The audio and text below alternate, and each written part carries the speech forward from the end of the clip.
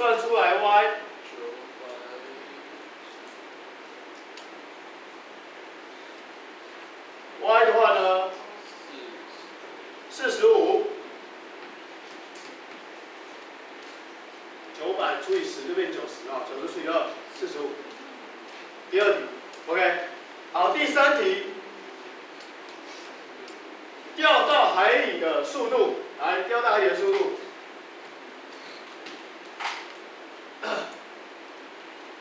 从这里到这里掉到海里的速度，好，速度 v。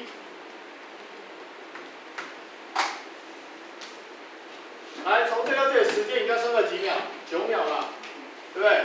所以第三题的时间等于9。知道这个，知道这个，知道时间，它叫你求速度，哪一个？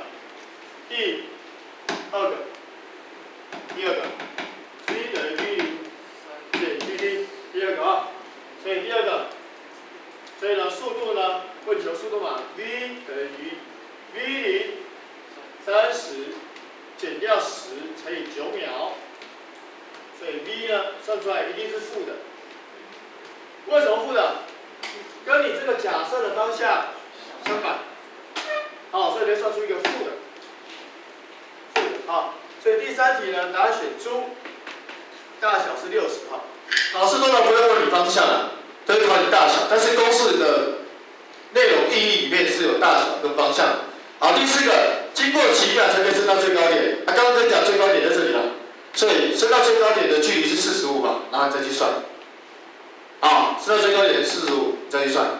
所以第四个升到最高点的答案选 A， 答案选 A。OK， 好，等一下呢，我们再举几个例子哦。